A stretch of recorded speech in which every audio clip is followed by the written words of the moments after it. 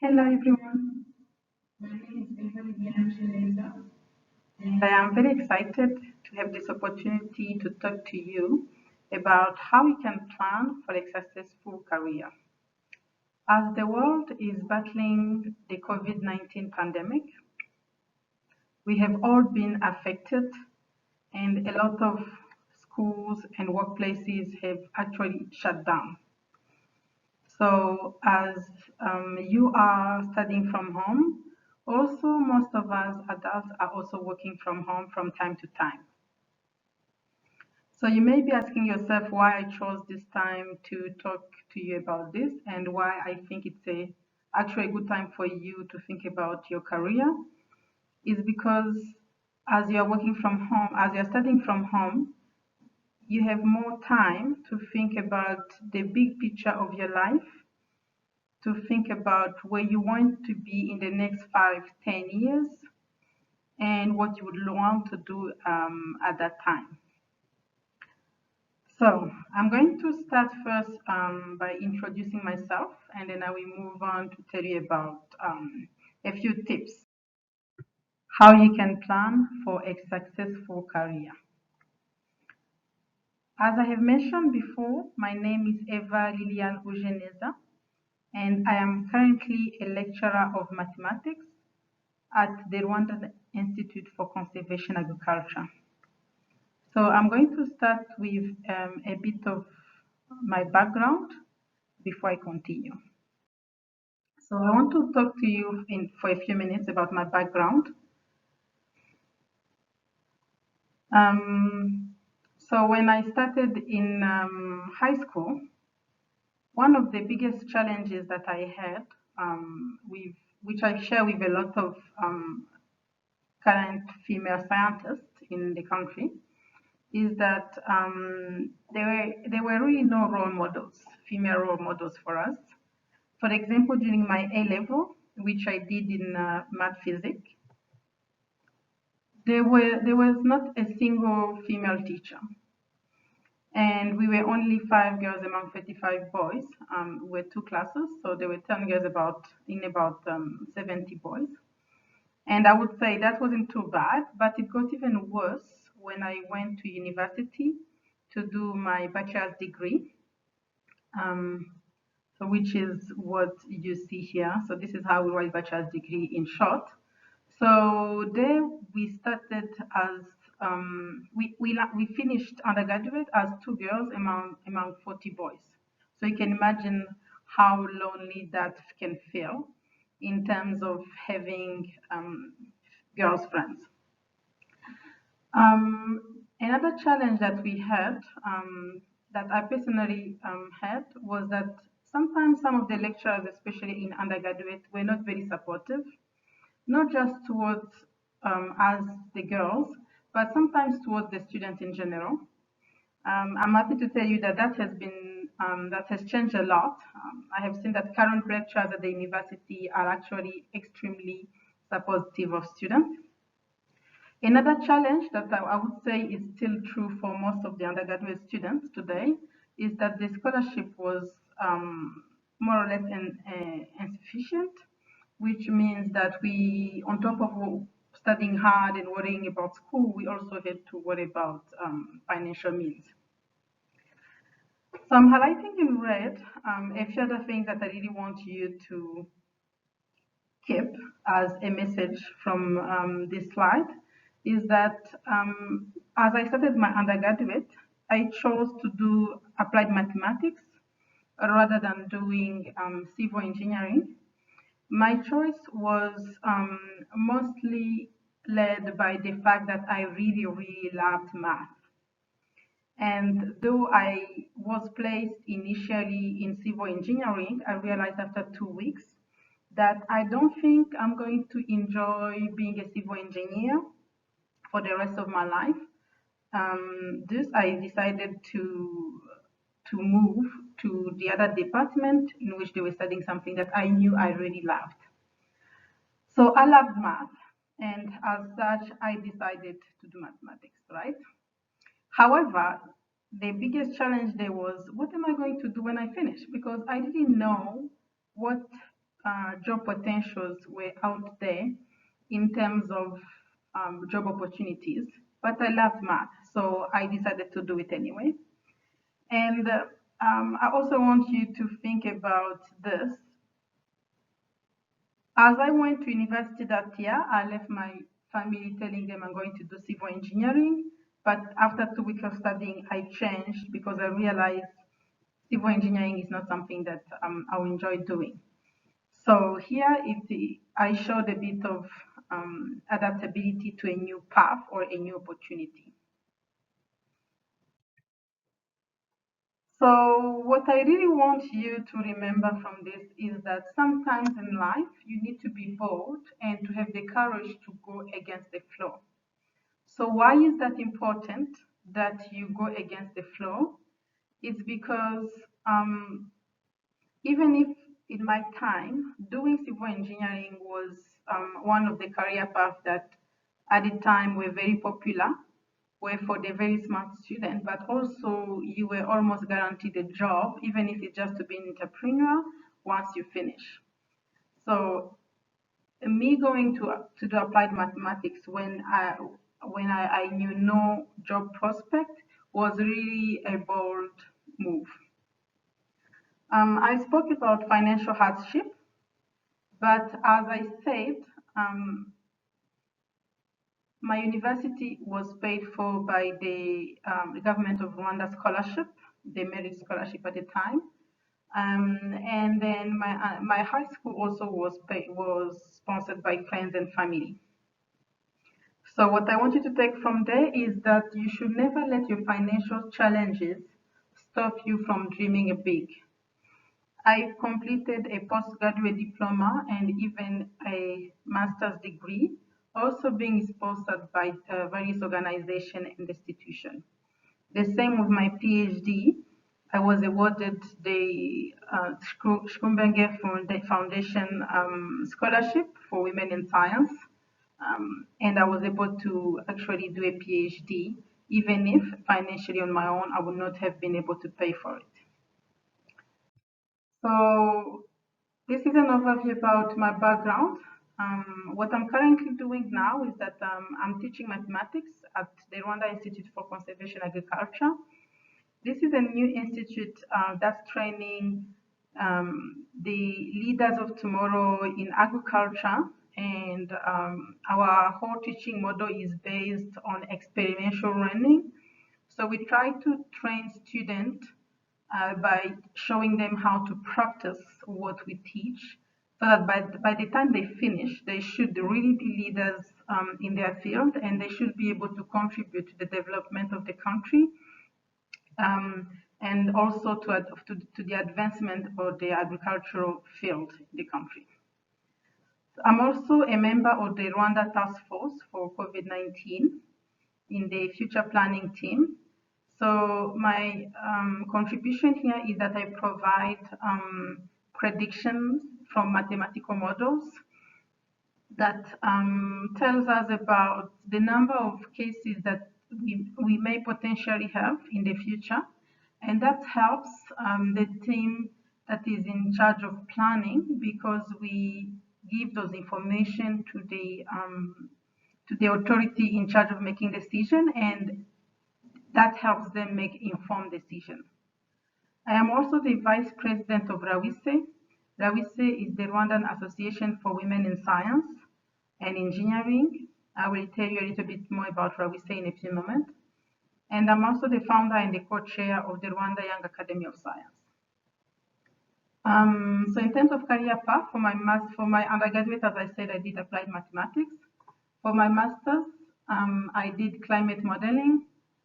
For my PhD, I'm doing a PhD in mathematics, applied in infectious diseases. And my hope is that in the future, I will be able to continue to do research where I will be able to merge climate, the effect, I will be able to look at the effect of climate on the disease burden and progression in Rwanda. So now that I have told you about myself, I want to go to the main reason of this talk, which is to tell you about how you can be successful. So my tips are based on my personal experience, but also the experience of some of my peers that we have been discussing from within RAWISE and beyond. And I hope they will be useful to you. Tip number one, you need to have the ambition to believe in your dream. You may ask me, what if I don't have a dream? The answer is this. It's the right time right now to try to find a good dream. So how would you find your own dreams? How can you develop them? How can you get to the point where you say, this is what I want to be, this is what I want to do? So I'm going to ask you a few questions that I want you to think about, and not just today, but keep thinking about it over the next few days, over the next few weeks. Discuss with your friends, your family, and try to figure out what is it that you are really, really good at. And here I mean, it could be any of the subject at your school, it could be math, it could be chemistry, it could be English, it could be anything. But I want you to look also beyond that. I want you to think about everything like at home. Are you really good at planning ahead? Are you good at doing things without being told? Are you good at following a recipe to cook something? Are you good um, at doing things on your own without being told? All of these are small things that can help you figure out things that you would really, really be good at, and that can also orient your career path. Something else that can help you is to know what is it that you really, really do not like. Remember what I told you, my own example? Even if I studied for 2 weeks in civil engineering, I decided civil engineering is not for me. I decided I do not want to be a civil engineer. Why? Because I have met engineers at the time, I have seen some civil engineers, and I didn't want to do what they do. I didn't want to design houses. I didn't want to be in charge of overlooking a construction site and telling people what to do. I felt that's not something I'm good at, and or that I would enjoy. And the main reason was that I felt I'm not good at telling people what to do, especially in terms of physical work. Another question you can ask yourself is, what do you really like? There is a big difference between things that you are really good at and things that you really like. You may not be the best in your class in physics. You may not be the second best in physics. But if you really, really like physics, then you just need to find a way of changing how you work and how you learn physics, but you can be really good at it at some point. So it could be maybe that how you learn it, how you study it is not very helpful to you. You need to change your method, but it doesn't mean you can't be good at it. If you really like a given subject or something, you potentially can be really good at it as well. Another question you can ask yourself is, who is your role model? Who is the grown-up person who has a job today that you really admire? And the next question is, why do you admire that person? Why do you think that person, do you take that person as your role model? And if your answer is related to their job, to what they do, to how they help people, how you see them doing their job, then try to think about taking what they do as a career path or as a dream. So keep thinking about those questions, keep discussing with your parents, your friends, your relatives, and try to see if you can narrow down a few things that you can tick in as things that you think you like, and tick out as things that you think you don't like. Here to help you, I'm going to mention also that it's good to be exposed to the different career paths that are available to you. so that you can have an idea of which ones would you actually enjoy and which one would you not enjoy. Because in general, we tend to think about things we have seen or we have encountered, but you may want to listen to career talks so that you can have an idea about things that maybe you have never heard of until today. So Rawisa has a few.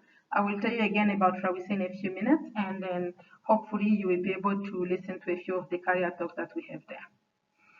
So once you have identified your dream, now I want you to think about step number 2. You really need to believe in your ability to reach your dream. Why is that important? Think about it. If you want to climb a mountain and before you start climbing, you tell yourself that you will never reach the top, would you even start? Would you even try to climb it? In order for you to reach the top, you need to actually start. You need to try first.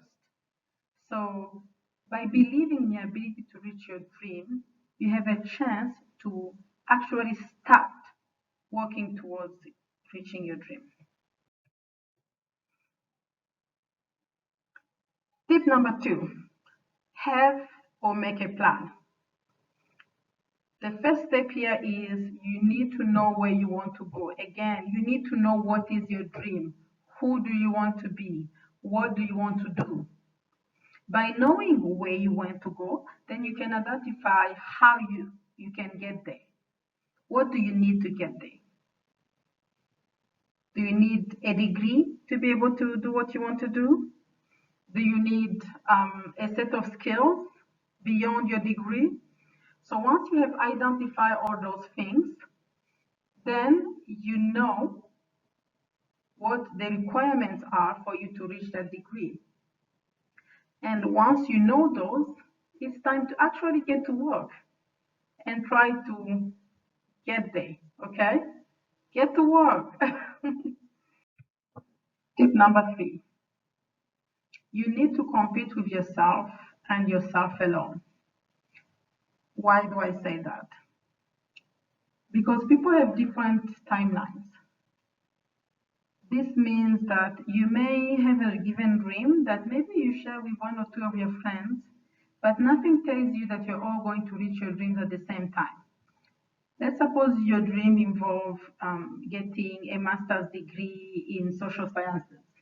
One of you can maybe retake a year in undergraduate at university, and then they won't finish at the same time with the other one. Or one may not be able to finish a year at some point because of sickness, and then we need to continue the following year. That doesn't mean this is a failure. If you are not looking at other people's timeline, you will never feel that you are being late or someone is leaving you behind. And I'm going to ask you something very important. This does not mean that what you're doing is always enough. No. What this means is compete with yourself every single day. Every day when you wake up, your aim for the day should be, I'm going to be better today than I was yesterday. That means being a little bit better at doing math, being a better person, being a little bit better in any set of skills that you need to achieve your dream. It basically means keep pushing yourself. As you are climbing that mountain, just add a step in front of the other one and keep going higher, okay? And the last point here that I want to emphasize is remember that successes you see on social media are most of the time not real. Compete with yourself and yourself alone. Don't look at pictures or posts by other people telling you that they finish primary school or they finish undergraduate at 10 years old, or they did this and that at this time. By the time they were your age, they had already a company and millions of Rwandan franc or anything. It's possible that they achieved that, but that's their timeline. It's not yours. Remember that half of the things you see on social media may not be true, but even if some of them will be, that's their timeline. It's not yours. 4, You need to surround yourself by people that are supportive and that you admire. What do I mean by this? So I'm giving you an example of myself here. Throughout my studies, I made sure that my best friends were always strong women, smart women that I can look up to and admire them and want to be like them. And one thing that all my friends had in common is what I want to highlight here. So in this picture here, so this is Lorette. Lorette Muhanga is from Zimbabwe. She's currently completing a PhD in epidemiology. So one of the things that Lorette and I had in common is that we had the same office. And by sharing the office, this means that we were checking up on each other to know that we actually came to work on time, that we did not oversleep, that we did not take the day off to just be home doing nothing. That means that we worked very hard. We had discussion to sometimes work even on a weekend if necessary. But we also made sure that we can check on each other and decide that it's time to take some time off. And then we would go out, like in a farm, like here, or we would go to, most like a wine farm here, and we would just have fun.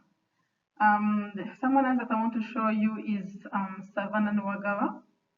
Savannah is currently a PhD holder in mathematics, and she's a lecturer of mathematics in Kampala. So Savannah, we did the same. Sometimes we would just have fun and relax, but when it was necessary, we would also sit down and work. So here we were in a conference and we were presenting our work. Here I'm with Ujeneza Marie Chantal, who is the president of RAWISE. As you can see here, we are sitting down and we are working hard, but we also took some time to go out and have fun and to relax.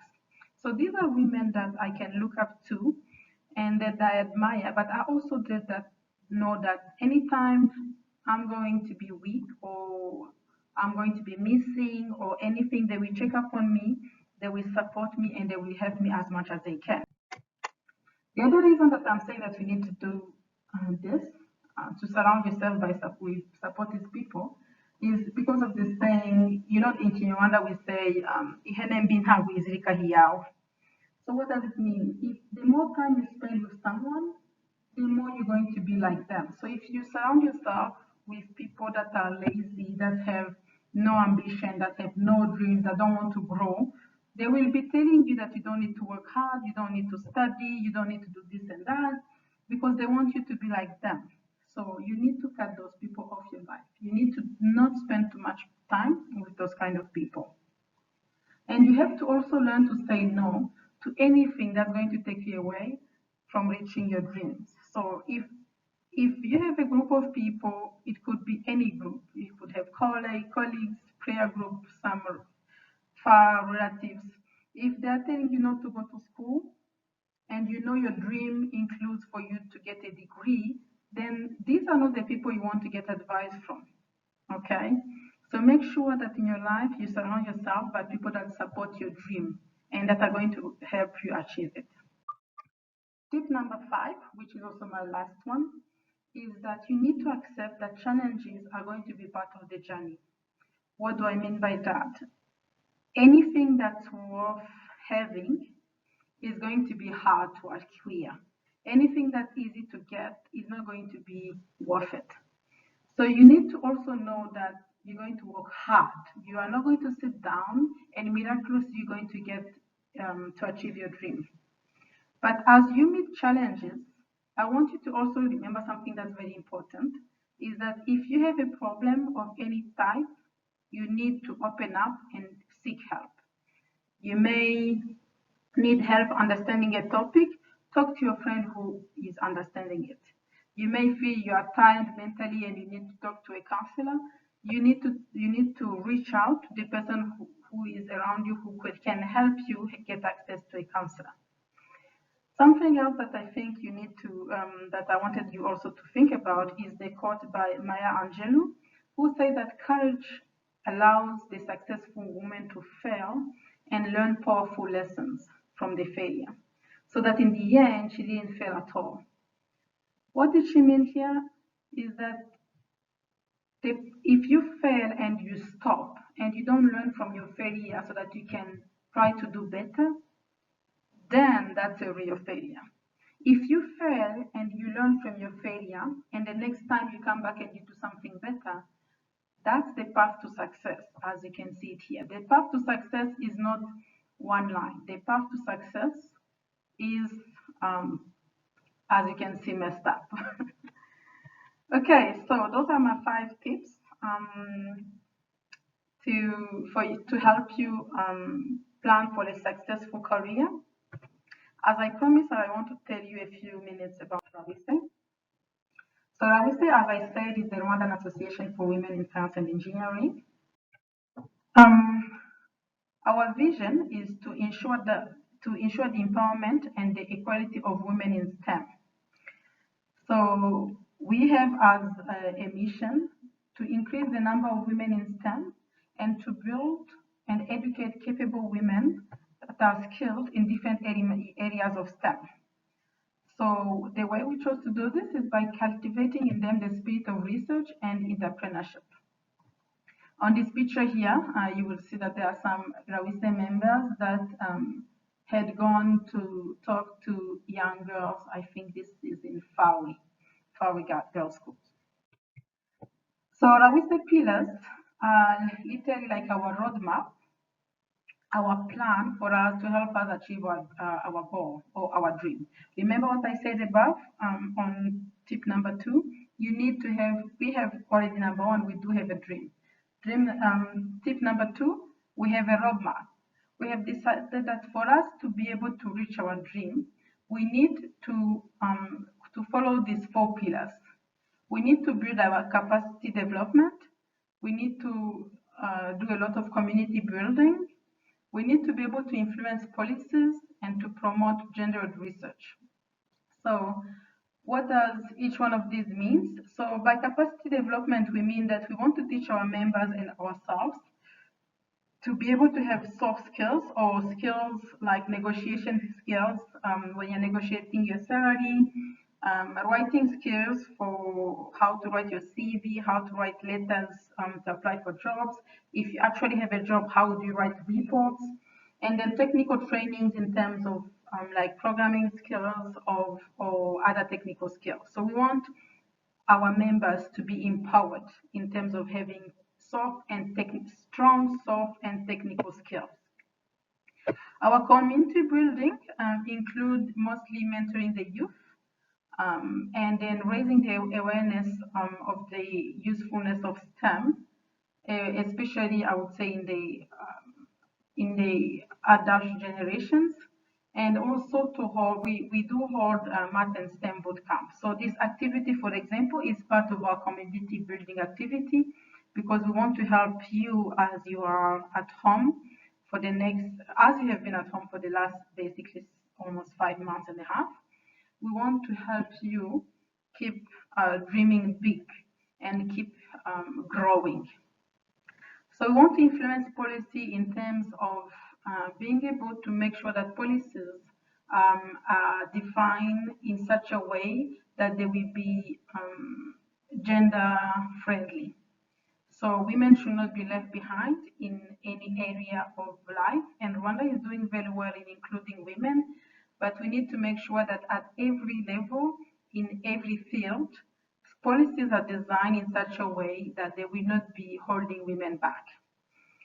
Promoting gender research is one of our goals because research has shown that when we do research without considering women as research subject, sometimes we come up with like dosage of a drug that was tested on men would be good enough for men, but maybe the dosage would be too high for women.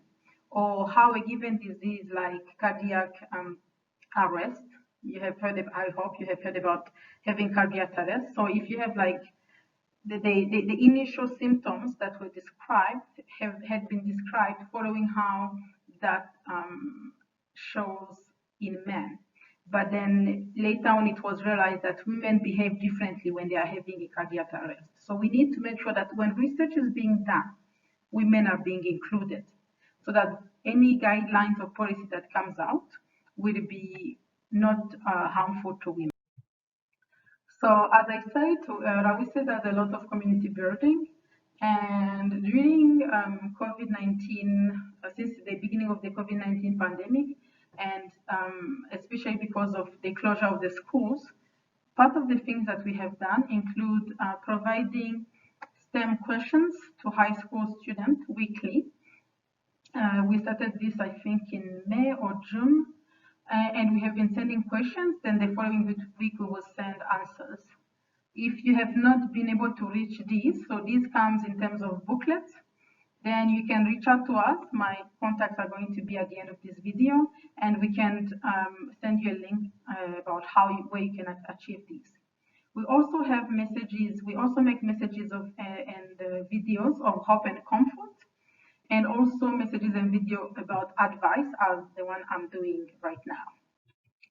So thank you for listening. I enjoy talking to you. Please reach out to me if you need to.